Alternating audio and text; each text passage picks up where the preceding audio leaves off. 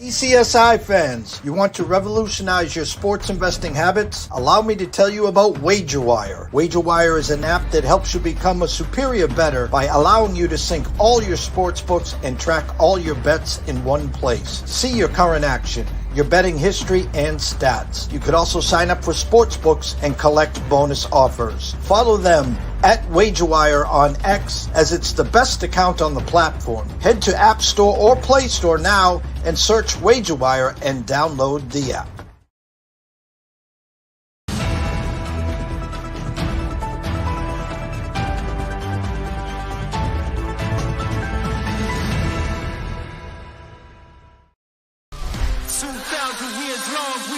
Settle. Hard days, no way with a heavy metal. No time, no fail, won't stop here. Like a torch to a flame when it burns hot. We won't stop, come on, baby, higher.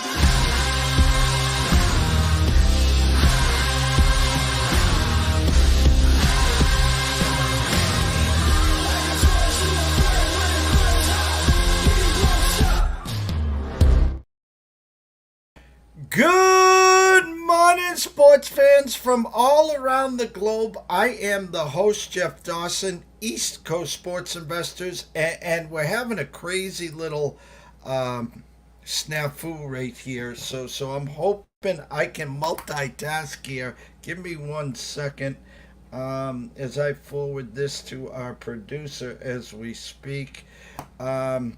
God, it's that time of year, and it's crazy right now, but we're multitasking here, so give me 1 second as I send this to our producer to call Paul back.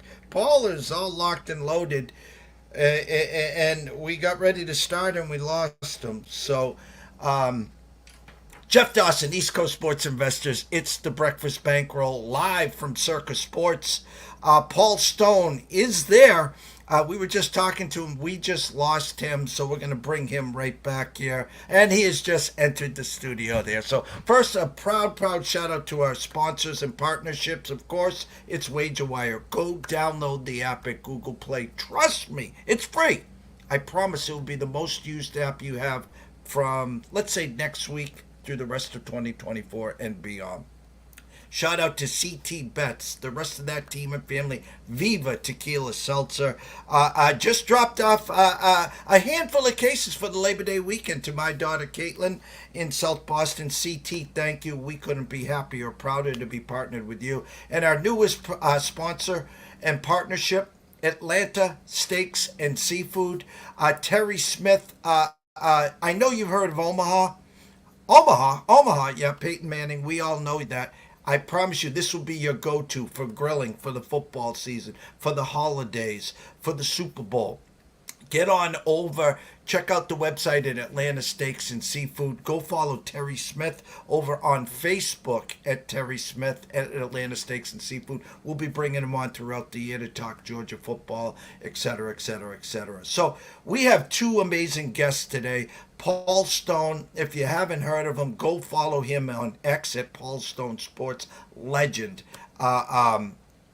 I couldn't be happier. He will be on with us every Thursday at 11:05 for about 15-20 minutes talking about this weekend's card, his leans.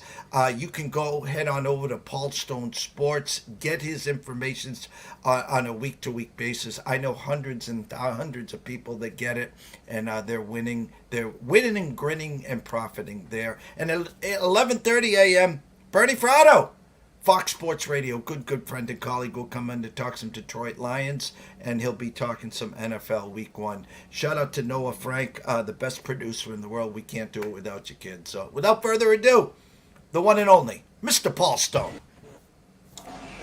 Morning, Paul. How you guys doing? We're doing well here from the.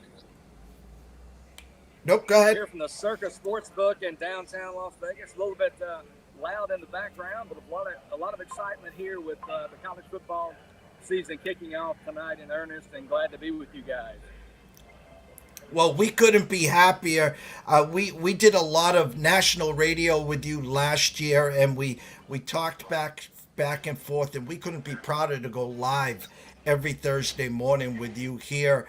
This week, of course, at the Circa Sports.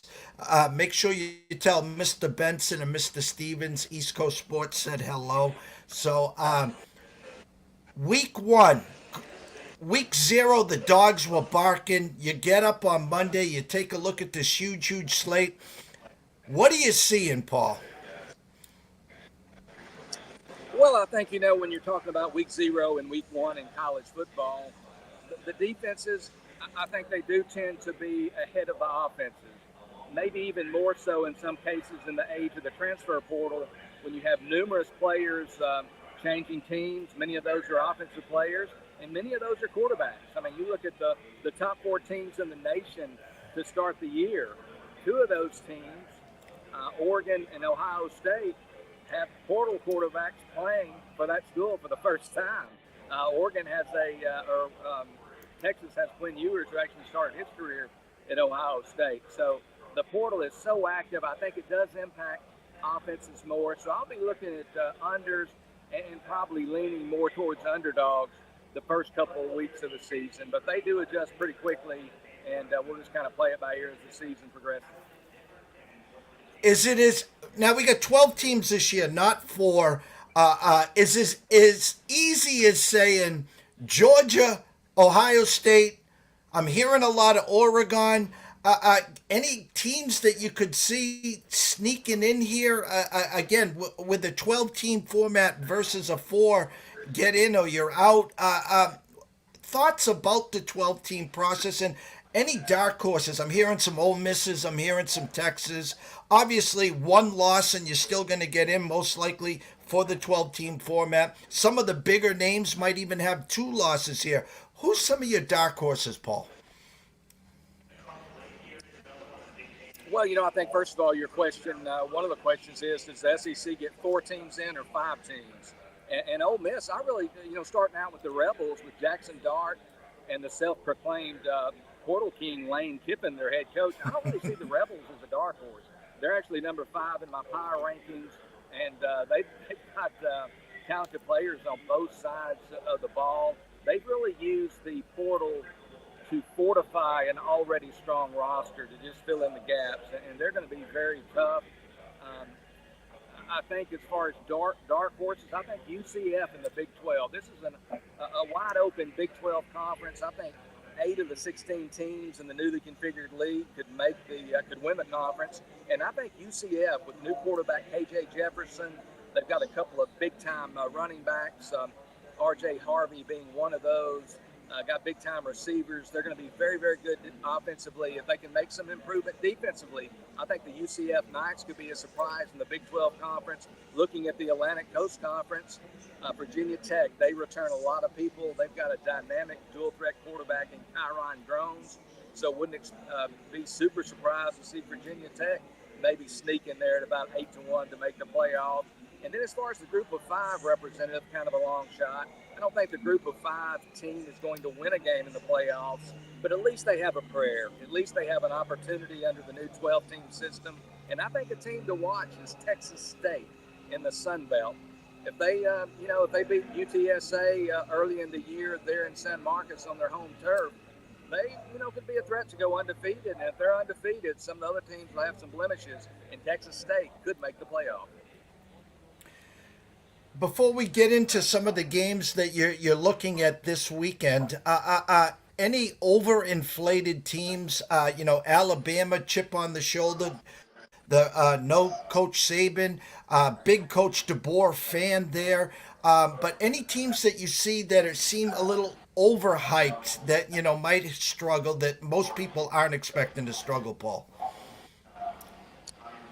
Well, first of all, Alabama is just such an interesting watch this year with the transition from perhaps the greatest coach of all time in college football, Nick Saban, to Kalen DeBoer, who comes from University of Washington. Kalen DeBoer, as you've probably heard, in his collegiate career as a head coach, 104-12. So he's won a lot of games and hasn't lost a whole lot. So, it seems like the guy can coach a little bit, but this is a whole different ball game. None of those victories came in the Southeastern Conference, and this is big boy football. So it's going to be interesting to watch. I actually have the Tide 6th in my power ratings, which is about where most people have them to start the season. But overinflated teams, one, it won't help anybody at this point. But Florida State, I had them outside of my top 10. I had SMU outside of my top 30. Most people had those teams higher. I think those teams are overvalued. A team that hadn't played yet that I think is overvalued is the Missouri Tigers in the Southeastern Conference. They've got an easy schedule, but last year the Tigers had a lot of good fortune. Eli Drinkwitz has done a great job, but they won some close games. They were plus double digits in the turnover battle. Won, I think, 3 games as the betting underdog. Didn't lose any games as the betting favorite. So things like that tend to regress to the mean, as we like to say. Missouri's got a great offense returning. Quarterback Brady Cook. Their wide receiver Luther Burden, perhaps the best wide receiver in all of college football. But I think Missouri's going to, come back to the field a little bit. They've been the hunter, and now they're more like the hunted. And I think they're going to lose a few football games and not make the 12-team playoff. Tonight, it's funny. Last year at this time, the hype, the mystery of Coach Prime in Colorado, they shocked the world. They beat TCU. They had a great start and a horrific finish. Hasn't had the greatest offseason in the recruiting. Face a big-time opponent in North Dakota State tonight.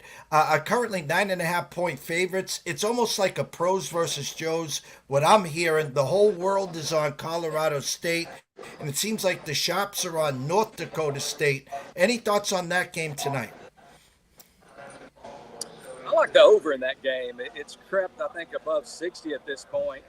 But North Dakota State, they're not that great defensively, and they're not quite the program they were a few years ago. But I looked at a game last year that North Dakota State played against Central Arkansas, another FCS team, I believe in week 3. And Central Arkansas scored, I think, 31 points. They had over 400 yards. They rushed for more than 200 yards. They passed for more than 200 yards. Over 7 yards a play, Central Arkansas against North Dakota State. Central Arkansas, those Bears from Conway, Arkansas, pretty good, but they're not Colorado. Colorado's got a big-time offense. Starts with the coach's son, Shedeur Sanders, a probable first-round draft pick next April. But their receiving core, a lot of people say it's a top 10 receiving core. I think it's a top 5 receiving core. You start with two-way star Travis Hunter, one of the better athletes in all of college football. Then they have another guy that they brought in from Florida Atlantic, LeJontay Wester, who caught over 100 balls for Florida Atlantic last year. Bringing in another transfer from Vanderbilt, not getting as much height, but Will Shepard, over 2,000 career receiving yards at Vandy.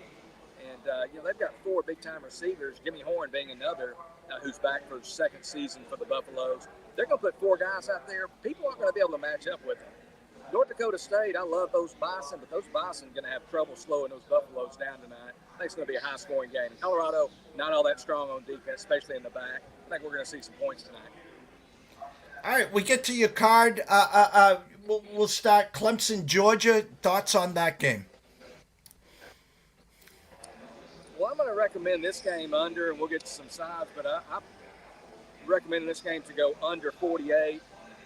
Both these teams, Will Shipley, first of all, after 3 years off to the NFL, Clemson star, who was just a do-it-all guy, an all-purpose guy, their running back, but he was a big factor in the passing game and the returning game as well. He had over 2,700 yards rushing, over 600 yards receiving, over 900 yards in the return game. So that's a lot of production. Outside of Shipley last year, Clemson didn't have a whole lot of playmakers. Last year, they also, a very interesting stat, in throws downfield, throws of 20 yards or longer, they only threw the ball 20 yards or longer on 7% of their passing attempts. That was dead last of 133 teams in the FBS. My point being, it's hard to line up and just run the football without any big play threats, without any downfield passing game threat against those Georgia Bulldogs. They're tough in the best of circumstances when you have a full arsenal of weapons, and I just don't think Clemson has that full arsenal. In Georgia, offensively, they have Carson Beck back, one of the top Heisman Trophy contenders, but they lose first-round tight end Brock Bowers, a generational top tight end, and just a gritty, gutty wide receiver who went in the second round, Lad McConkey. So I think this is going to be a lower-scoring game, under 48.5, Clemson, Georgia. We go to Colorado State. If my eyes are moving correctly, bear with me here. Big time dogs against perennial power. Where am I?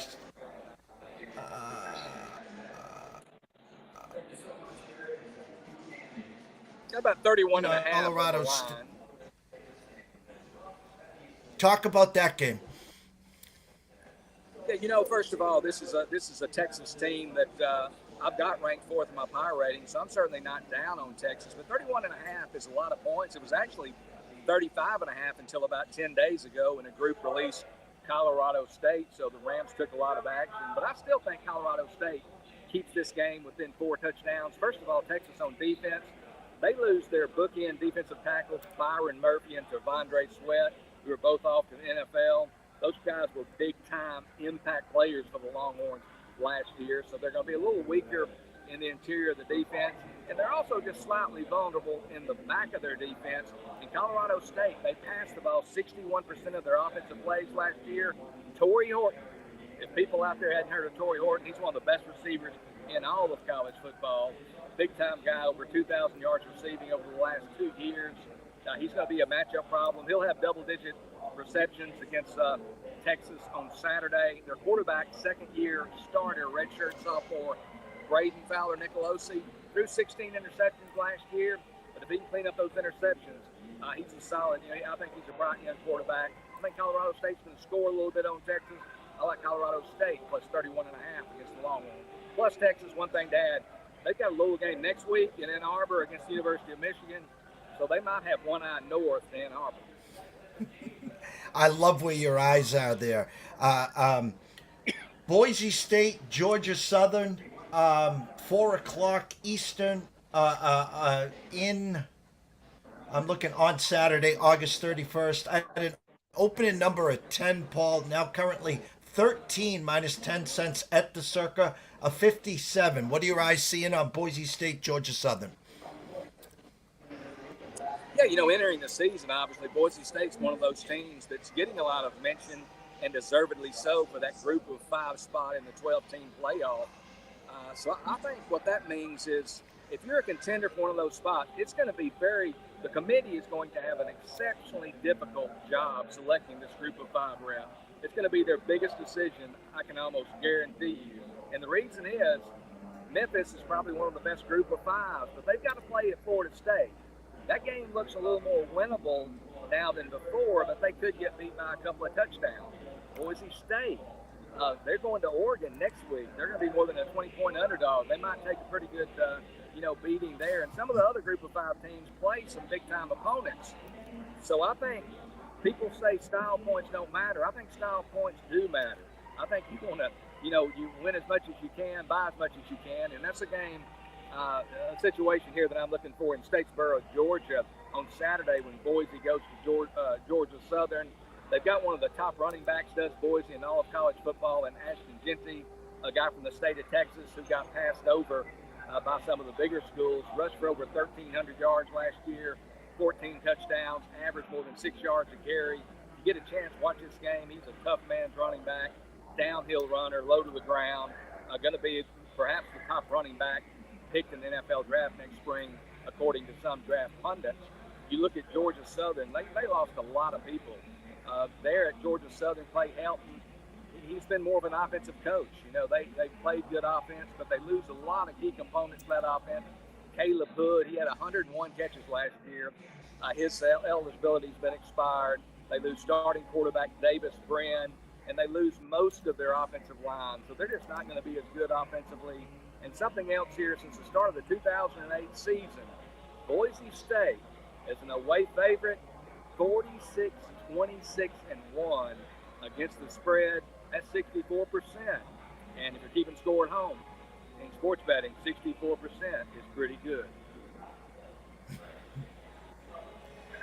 Well, most are figuring this next game as the best game of the weekend. Notre Dame travels to Texas A&M, and Notre Dame's one of those funny teams, Paul. I've never seen a schedule where a team has 3 road games, and this is one of the 3, I think, for Notre Dame here. A team that a lot of experts are saying expecting big things, but I'm hearing a lot of noise of late that this could be one of those teams that is overpriced. Thoughts on Notre Dame and A&M tomorrow?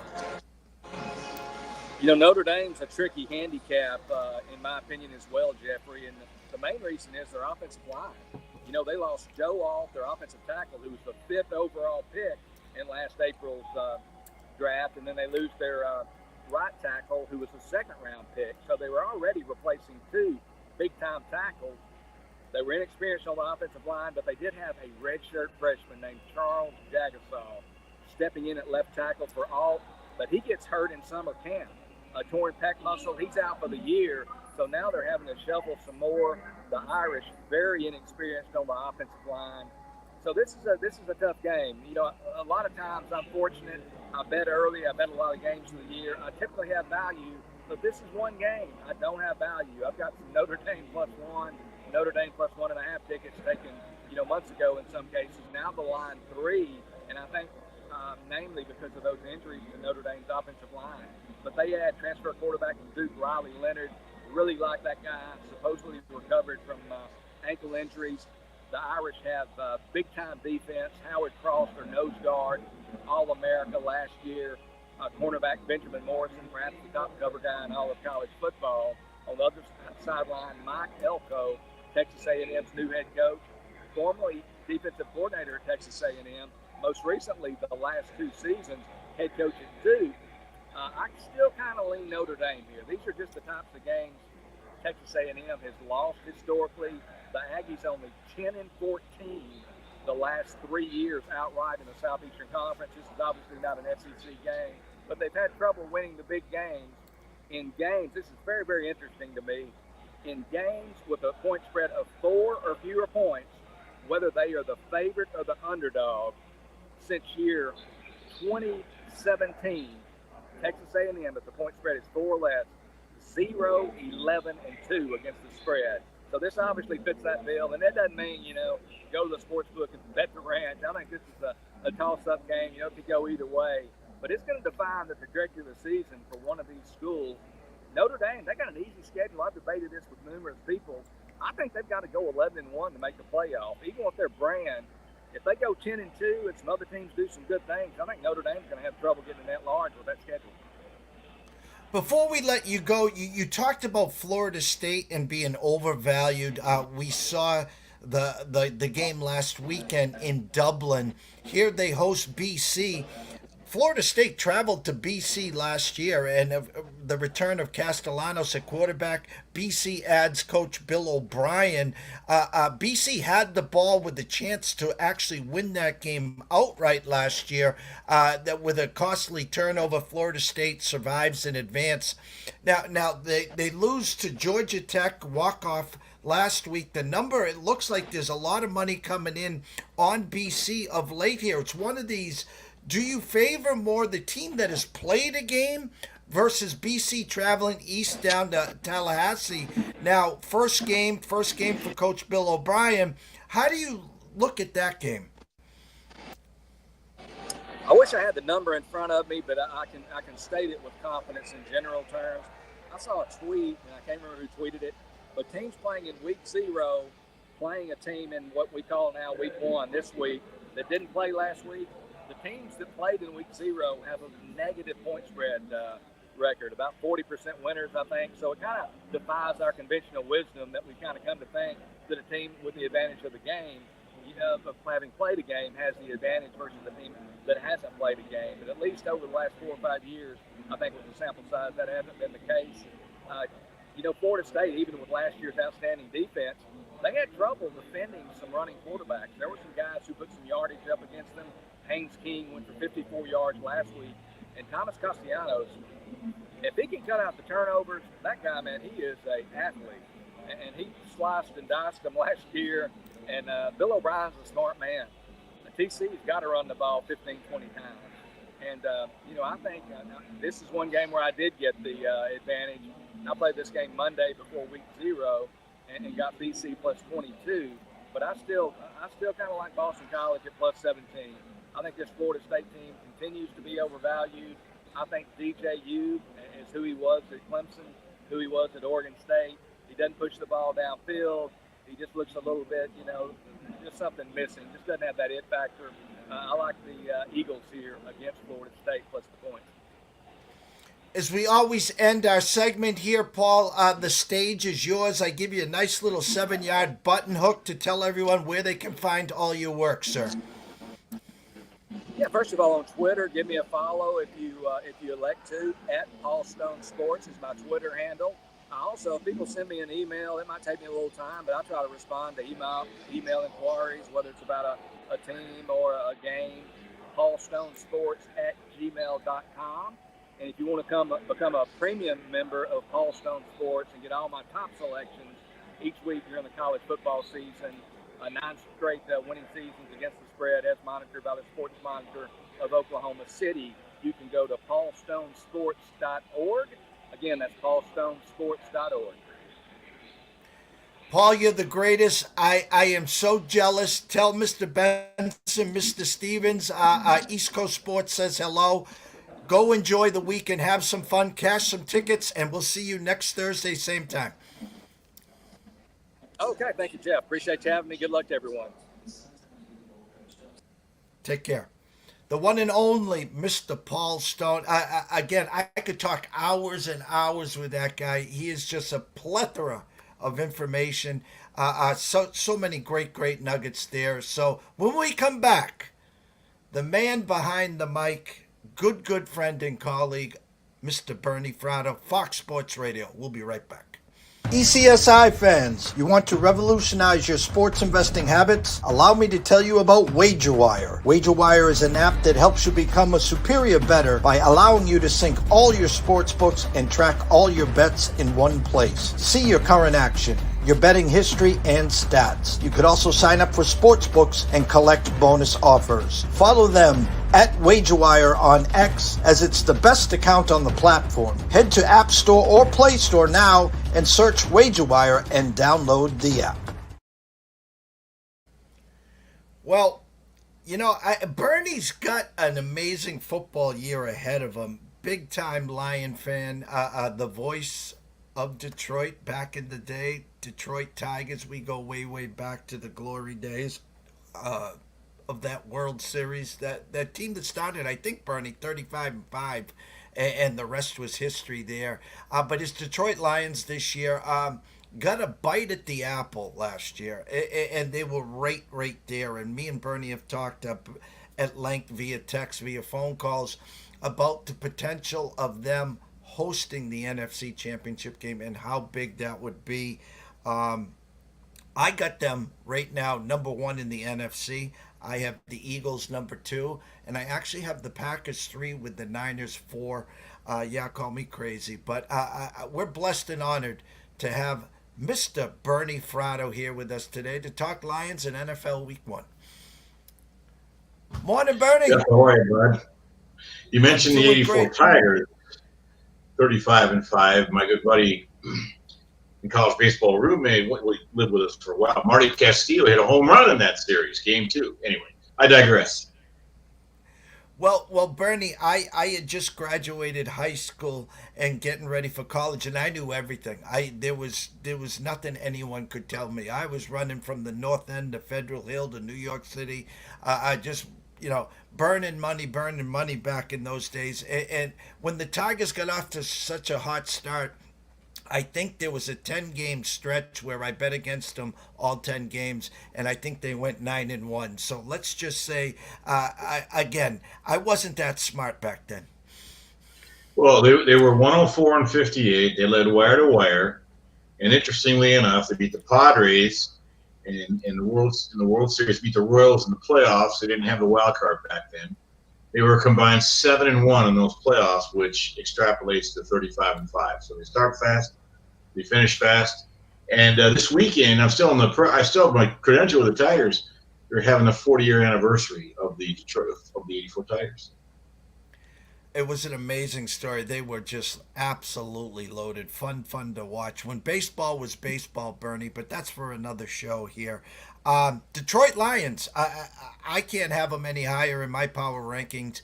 An offense that They play, I think it's 13 of the first 14 games in a dome setting. I think for the whole year they only play 3 games outside. Uh, um, Running backs Jamar Gibbs, David Montgomery, a great 1-2 punch. We all know about St. Brown. I expect year 3 here, Jamison Williams to take that big leap. Sam Laporta at tight end. And then, of course, the big, not question mark, but I think they go as far as the defense. Initial thoughts, what you're seeing from Lionsgate? Well, to your first point, they don't play a game outdoors until they go to Green Bay the week after Halloween, so that doesn't hurt. Your optimism about the Lions is spot on. I mean, why not? They have coaching continuity. They brought back their OC, their DC. They've got a solid quarterback running game. They patched up a lot of holes on defense. And I'm looking for a big breakout year out of Jamison Williams. He missed 11 games last year. First, he had the ACL tear. Took him a couple years to get over that. Then he had the goofy situation with the gambling suspension. I say that in air quotes. Now he's healthy. I heard he's had a good camp. And he's a guy who can take the top off the defense. So the Lions check every box. And make no mistake, what they did last year was not a fluke. And they were 12-5. They won 2 playoff games. We all saw they had the 49ers on the ropes, couldn't close it, which I think is going to be the theme this year. You want to get that NFC championship game, if you get that far, at home. For whatever reason, and you can go back forever, hot house teams, they don't win in January on the road in the playoffs. They just don't. Everybody knew that the Lions hadn't won a playoff game they won 1 playoff game since 1957. That was January '92 when they beat the Cowboys and Jimmy Johnson 38-6. And I remember John Madden was on the game, on the call. He goes, "You're looking at the 2 teams of the '90s." He was half right. Dallas won 3 Super Bowls. Detroit never won another playoff game. Well, you got to go back to 1957, the last time the Lions won a road playoff game. So if you can dial it up with the football gods, you want them to not have to play that road playoff game in January. And I don't think you can underscore that. If you have to go to Philadelphia in January for the right to go to the Super Bowl, it's going to be tough duty. The Lions might be the best team. They might not win. I think Philadelphia's going to be very good. The Niners, I think, are going to be very good again, in spite of what people say. You got to go to San Francisco in January to win. Beyond that, I think it drops off pretty quick. The real balance of powers in the AFC. But I think it lines up nicely for the Lions to, as long as they don't get hurt, to be right back in it again this year and maybe go to the Super Bowl. Reading just social media, trying to keep up to date for my last couple of my fantasy drafts coming up this weekend and late next week before kickoff. The addition, you brought Tim Patrick over, who was cut from Denver, wide receiver, and I thought I saw you brought another wide receiver over there. Is Dan looking for one more body over there, or is this just surfing the web and just seeing, potential fits over there on the offense? Well, I covered the Lions for 10 years, between 98 and 08, Lions pre and post, part of the broadcast team. And I like to tell people I saw it all. I saw Barry Sanders last year, and then 08, of course, Rod Marinelli's 0-16 season. After going 4-0 in the preseason, world's greatest preseason team ever. What teams don't realize is you're bringing in players every Monday to work out. You're always looking for talent. I don't care if it's kickers. I know Steve Mariucci said that was his least favorite part of the job, trying out kickers on Monday. But you're always working guys out. You're always bringing in guys. You can't read too much into anything. When you mentioned surfing the web, it's actually a pretty good analogy because teams are always looking to, get better. And that's one of the realities of the National Football League is the truth of the matter is they're always looking for your replacement. Not that they want to replace you today, but they have to be ready to go if they're, if you can't go. It's just a rude reality of the game. So, yeah, they brought, I think his name was Tim Patrick. Regardless, they bring in a guy. He may be on the practice squad. He may be cut Thursday. I don't know. But you're always looking to bring in talent.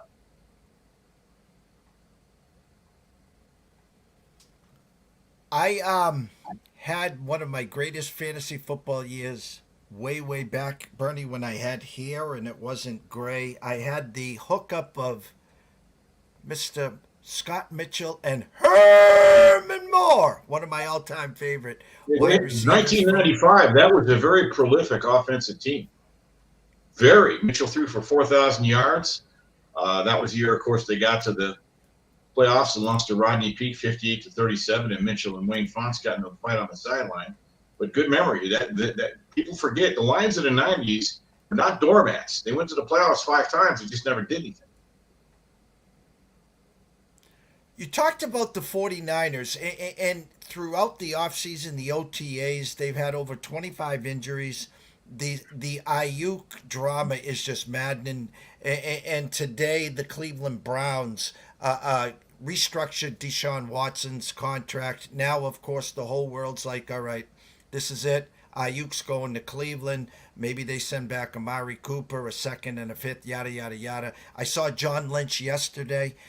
He's had enough. Listen, the inmates are running the asylums. I despise the divas. You signed a contract, live up to the contract, but that world doesn't go that way there. They need to sign Trent Williams. Saw a tweet yesterday.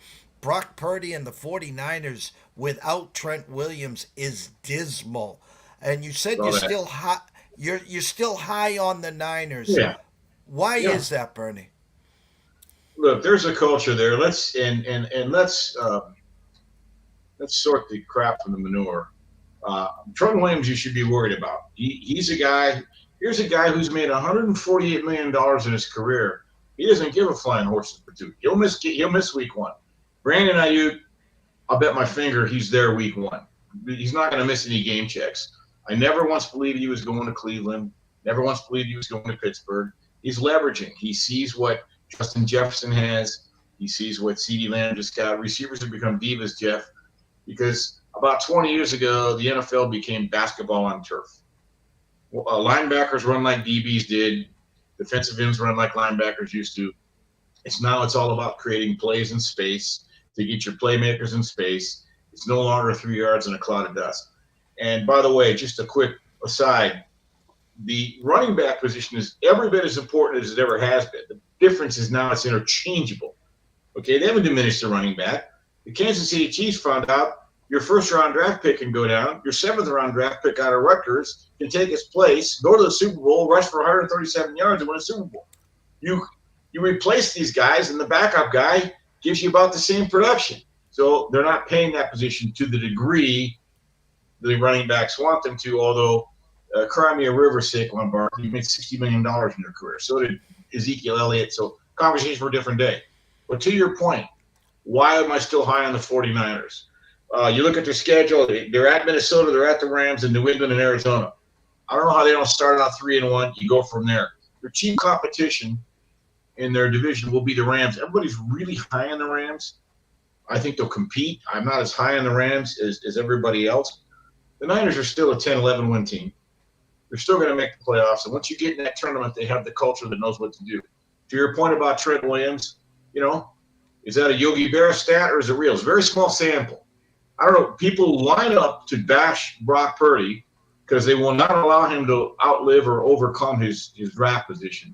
But look at the production. Okay, look at the results. Trey Lance had the same opportunity. He couldn't find his butt with both hands. So the bottom line is this. I'm high on the 49ers, Jeff, because they've been there before and they know what it takes to get there. And they seem to do everything right except win the Super Bowl. They can't finish. They can't finish against anybody. But they're going to be a bear. They're still going to be a very tough out, Jeff. Yeah, 4 of the last 5 years, NFC Championship, 2 years to the Super Bowl, and of course they met their match, Mr. Patrick Mahomes. Let's shift gears to the AFC. And Bernie, I had to live for 2 decades of In Bill We Trust, Tom, the chicken and the egg, and they both, because of each other, that's how they prospered. That's my take. But as the Patriots here, they didn't have an exit strategy for Tom. Obviously, they didn't have an exit strategy for Bill. But my question to you is, it's almost like Kansas City and the Bills now are using the Patriots approach, meaning Tom never had any wide receivers. Yeah, he had Welker, he had Edelman, but his big piece there was Gronk. We brought Randy Moss over for 1 year, okay? The Bills get rid of Stephon Diggs. The Bills get rid of Gabe Davis. No problem. We're gonna draft Keon Coleman. We got Shakir. They brought Curtis Samuel, who has turf toe over. They have two great tight ends with Kincaid and Knox. Go back to the Chiefs. Tyreek Hill. We've had enough of your drama. Adios. They've been trying to find some wide receivers, but what's the common denominator? They got Travis Kelce. They got a decent backfield, and of course they have Andy Reid. AFC, you talked about being dominant, but am I crazy to say that it almost looks like the Bills and the Chiefs are trying to use that approach that the Patriots used for 2 decades? Well, let's not forget that the Patriots coach was one of the greatest, maybe the greatest defensive coordinator of all time. Bill Parcells, who I love and respect immensely, never won a Super Bowl without Bill Belichick by his side. He stymied that Denver offense in '87 and did the same thing against Buffalo and the K-Gun in '91. He went to New England, and I think the world of Tom Brady. I was there in Michigan when he was there. I was at WTK in Ann Arbor. Here's the bottom line.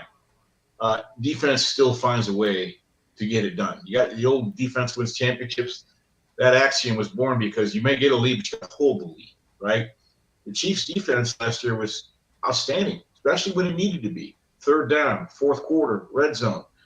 That's where you make your bones. Andy Reid's defense didn't get enough pub. Their offense last year hit their nadir at the bottom on Christmas Day against the Raiders, but from there they picked it up. You know, Nolan Ryan once said the mark of greatness is when you don't have your best stuff and you still find ways to win. That Chiefs offense did not have their best stuff for a lot of last year, particularly the second half. Still found a way to win. So to your point, I think what they are acknowledging is no matter how prolific your offense is, you still have to have a defense that can play complementary football.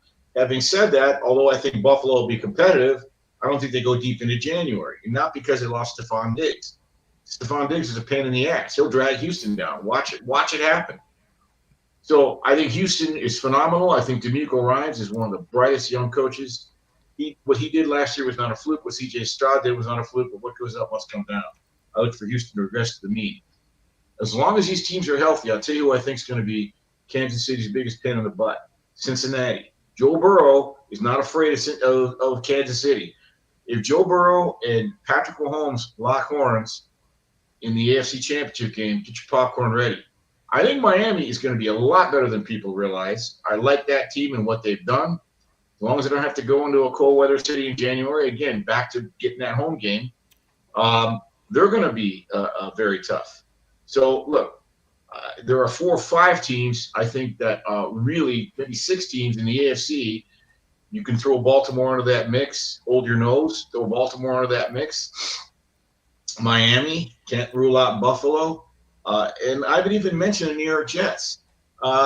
It's amazing to me, Jeff, the variance of opinion on the New York Jets. I know people I respect think they're going to win 5 games. I know people I respect think they're going to the Super Bowl. So you got to get on the field, and I don't know what to think. Everybody points to Aaron Rodgers' 2023 season. Look at his 2022 season. Wasn't great. But has he got one more in him? He might, but you still got to do it, right? So Jets, Buffalo, Miami, Kansas City, Cincinnati, Baltimore. Pick your poison. Houston's going to be tough, but would not surprise me if they go 9-8 and don't make the playoffs. It's just the way the National Football League works. So you got a real, group of loggerheads in the AFC. But at the end of the day, no way I'm betting against Kansas City. No way. They got the culture, they got the personnel, they got the leadership, they've got the continuity. I think they are deadly focused this year to do that three-peat. And look, just for those historians out there, Green Bay won the first 2 Super Bowls. Super Bowl I, they beat the Raiders. Super Bowl I, they beat the Chiefs. Super Bowl II, they beat the Raiders. They also won the NFL championship game in 1966. So Lombardi did three-peat during the Super Bowl era, but only the last 2 were Super Bowls. The first one, they hadn't had the merger yet. So, or they hadn't had what they were calling the AFL NFL championship game yet. So do I think the Chiefs can do it? I give it 50-50. I would not bet against them. It's funny, we were on Radio Row for the Super Bowl in Vegas. I saw you out there during that time. We were interviewing the Philly Godfather, and it was funny because we were talking about the Super Bowl, Kansas City and the 49ers, and I asked him point blank his thoughts on the game, and he looked me straight in the eye, Bernie, and he goes, "You can't quantify greatness." And I was like, "Well, please expand on that." He goes, "You can't put any number on it." I was like, "Okay." And he goes, "Floyd Mayweather, Tom Brady, Michael Jordan, and now you're seeing it right in front of your eyes, Patrick Mahomes." Now, I grew up with being the wise guy. Every time the Patriots are on the road and they were underdogs, there's no way that they're going to win this game. And of course, what happened? They always won. We know Floyd Mayweather. We know Michael Jordan. Here's Patrick Mahomes now on pace to, he's only 28 years old, to potentially surpass Tom Brady, which of course Patriots nations want no part of that. But to quantify greatness, and as you said, I'm right with you. I think it's Kansas City. I think Cincinnati will be the thorn. A healthy Joe Burrow, chip on their shoulder. They got to get Chase to, stop the diva. Just put their head down and let's take care of business. I think Baltimore had its window last year, hosting the whole AFC, hosting the championship. In comes Mahomes. So I think they're going to take a step back, and I agree with you wholeheartedly with the Texans. It was too easy. Coach D'Amico did an amazing job. Stroud just effortless. And then they bring in not just Diggs, they brought in Mixon too. I didn't understand that move either. I mean, you got a stable of Nico Collins, Tank Dell. They just released Noah Brown. It made no sense. Forget their tight ends. And there are a lot of mouths to feed. And, with all due respect to Stephon Diggs, and maybe he could have caught that deep ball in Buffalo. Remember you saw that play when he dropped it. He did the same thing in Minnesota. Did the same thing in Leopard doesn't change your spots. Philly Godfather's spot on. You know you're seeing greatness when you see it. It's tough to verbalize. It's tough to characterize or describe. But there are these magic moments that take place in the middle of a game, in the middle of a high leverage game, when the heat gets hot, it's hard to breathe, and they do magical things that don't show up on the scorecard. They don't, because they don't draw pictures in the scorecard, and it's rare when you see it. By the way, does Dak Prescott make that list? I couldn't resist. Sorry, I'm so sick of that guy. 2-5 in the playoffs. Him and Barney Rubble. End of the game, they look like a drunk crossing an icy street. I'm so sick of the Cowboys. I like Jerry Jones, actually. He ends up paying everybody. It takes him too long. It benefits players. But to your point, yes, when you see that kind of magic, Jeff, you know it when you see it. You know it when you see it. You saw it with Wayne Gretzky, right? I was an intern at the Forum, Magic Johnson's rookie year. You can have LeBron. I don't disavow his accomplishments and his legacy, the all-time leading scorer. Fine. He's a guy who benefited from the greatness of the Jordans and the Magics and the Birds, and before that, the Dr. J's and the Kobe's. Here's a guy who piggybacked on those. Those guys transcended the game. Look what Patrick Mahomes is doing with some of these off-script plays. The guy is from another planet. They're going to have to find another league for him. Love the guy, and he's got the character makeup too. Took less money so they could build around him, and he's deadly focused. But what you are seeing is that aura, that Tiger Woods type aura around him. That is, it's not 1 in a million. It's 1 in 100 million. No, and thank you for adding Tiger Woods to that list there. He deserves to be there as well. Week 1 NFL. I know this is right up your alley here. Give us what your eyes are seeing, some breakdowns of what you potentially like in Week 1, Bernie. Well, I'm going to default to my Week 1 go-to that I've done. Well, I haven't done it since 2014, but I've done it the last 5 years. I've discovered that Week 1 divisional dog, bark, pun intended. Yeah, of course. There's Amazon's coming up. It's all good. Here's the deal, Jeff. They're 76% against the number. I think they were 3-1 or 4-1 last year. There's only 3 Week 1 divisional dogs this year. So, for instance, let's take the Raiders who visit the Chargers catching 3.5. This has been such a strong trend in September over the last 10 years because all teams started full strength. Depression hasn't set in yet. The good teams, as Belichick used to say, aren't really rolling until Week 3 or Week 4. and you're going to get your best effort from a healthy team week one. So you look at, in those divisional games are ever so important because it's like a factor of two. If the Raiders lose and the Chargers win, it's not a -1, it's a -2 because now you're 0-1 and they're 1-0. So all of a sudden you're playing out of a hole. So you're going to get max effort from teams that are full strength that, depression hasn't set in yet. They don't know they suck yet. And, oh, by the way, the great teams, the talent disparity, if there is one, doesn't really start to kick in until week 3 or week 4. So, for instance, I think you got to hold your nose because the Raiders are going to be highly mediocre this year. And I should have looked up the schedule, but there's 3. You're catching 3.5. So there's 3 divisional matchups week 1. So it's something I love. Beyond that, very tough card week 1, I believe. The lines get sharper and sharper every year, and the numbers get sharper and sharper every year. So tread lightly, right? For teaser players, I recommend playing no teasers week 1. Don't do it. Get 3 or 4 weeks out. See what you got. Allow yourself to take advantage of the math. And you want to tease, go through the key numbers of 3, 4, 6, and 7. Like you would not tease the Raiders up. They're already plus 3.5. Don't tease through 0. Don't tease the Chargers back to plus 3.5. You're asking for it. You're not allowing the math to work for you. Don't tease totals ever, but especially week 1.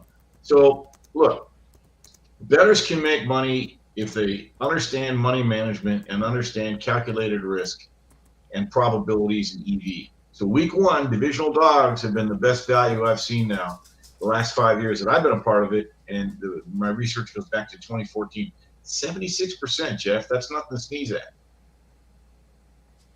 No, not at all. We got about 4 minutes, Bernie. I got 2 more questions for you. Mr. Jim Harbaugh, LA, got one of the best quarterbacks in the game, I think, with Justin Herbert. Oh, yeah. They lose Keenan Allen. They lose Big Mike. They draft Lad McConkey. They got a plethora in the stable. Gus Edwards. They got J.K. Dobbins. But I'm a little higher on the youth over there. I think Vidal will eventually catch on over there. Thoughts on Harbaugh? Thoughts on Chargers year 1? Year 1's a mulligan. They'll compete. Give him a couple years. He'll build it. He's not a miracle worker. I don't know if he'll ever win a Super Bowl. He wants to get his brother back. I would say this. Watch for a ball control, field position team that's going to wear you down. He's going to take a lot of heat off of Justin Herbert and allow him to make plays when needed, not put the team on his shoulders. One quick thing. I got to get this off my chest. Think the world of Paul Stoney. You mentioned Notre Dame. I'm hoping he's right about Notre Dame. They're heading to Texas A&M. Did you know it's been 14 years since Notre Dame won a road game outright as an underdog of 3 points or less? That's a real pivotal game at Texas A&M. They win that game, I think they can be in the Final Four. If they don't, we'll see what happens. But here's what I really wanted to tell you, Jeff, for you betting fools. And we got USC, LSU, Clemson, Georgia, Miami, Florida, Notre Dame, Texas A&M. The number 1 handle, and it's not close, is Colorado, North Dakota State. When that thing touched 10 yesterday, some switch got flipped around the world, and every syndicate, every sharp, everybody I know grabbed that 10. Don't be surprised if it's a 1-score field goal game tonight. And don't tell anybody, Jeff. We're kind of rooting for North Dakota State. Yeah, and that is true. I mean, that number's sticking on 9.5 for a reason. And again, don't forget the public. We got the 10 and everybody grabbed it. You got the 10 yesterday and everybody grabbed the hell out of it. Or not everybody, but you know what I mean. No, and the funny is everyone remembers what they saw last, and the dogs were rolling last week. Therefore, here's a primetime game. No pun intended there, of course. And here we go. Here's Colorado, who was the talk of college football, if not social media, the first handful of games. Opened up last year.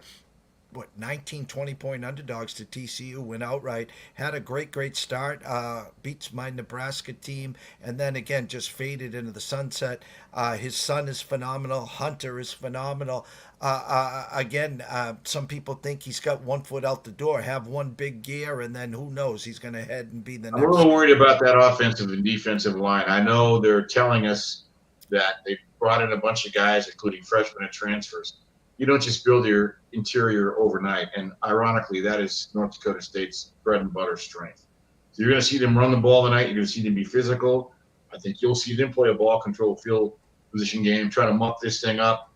This is where they live, man. This is their culture. They're not what they were when they had Carson Wentz, etc., when they were beating Oregon and beating Iowa and really wreaking havoc on teams. But the key is they have a culture. They do have a brand new coach and their best defensive players out. But they understand that football, at the end of the day, is still blocking and tackling, and the rest is details. I can't wait for this game tonight.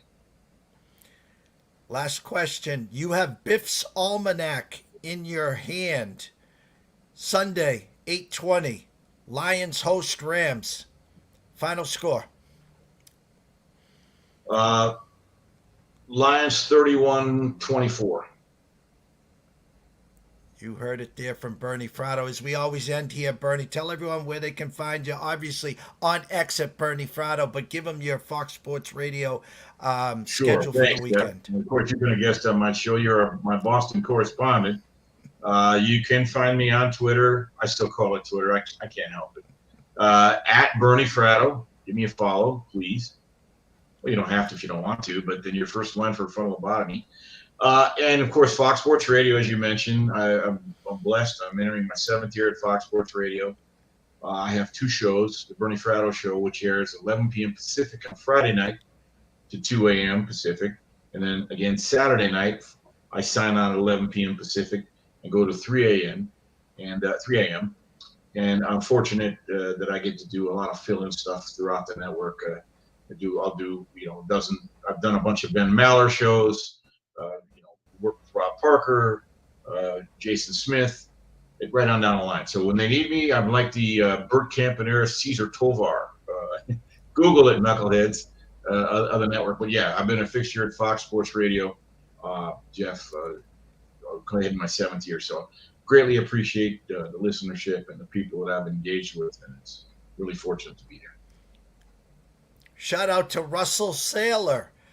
Russell just says, I am officially subscriber 1,500 for Bernie. So hats off to Mr. Saylor. Hats off to Mr. Fratto. Thank you, Russell. Now, what did he do? I'm not that smart. What did he do? He says he's officially your 1,500 subscriber right there. I don't even know what that means. I don't know if that's YouTube. Is that Twitter? I'm not on YouTube. I'm no great shake, so I got just under 7,000 followers on Twitter. So I'm a ham and egger, but I've never tried to. It doesn't mean much to me, with all due respect. But I'll take it, man. I'll take it. Thank you, Russell. Follower on Twitter. He says he was number 1,500 for you on Twitter. Maybe he was back in the day. Maybe when he followed me, well, thank you, Russell. Appreciate you, man. Really.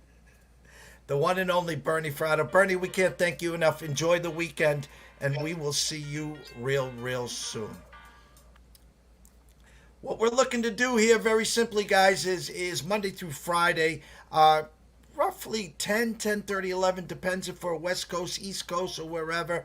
We're going to bring the best of the best on. That is our goal. We're going to start to climb up the morning airwaves, as we'd like to see here throughout. Mondays, Mr. Krakenberg. Tuesdays, we're still working on it. Wednesdays will be Brady. Kannon will move into the morning slot. Thursdays, of course, will be Paul Stone. And Fridays, Matt Grissom and Quentin Mills. The NCAA Insiders will be on Friday mornings. We'll get those times set so bad. So 10:30, 11 in the Eastern. Today, 5 p.m., the return of Ron Marmalewski at Ron A Sports for year 3 with us. 8 o'clock, special edition, Brady Tinker, another Fox Sports ESPN, the voice of Dallas. So, guys, it's been amazing. Thank you, Russell. Thank you, the Wager Wire crew. And, of course, thank you, Noah Frank. We will see you soon.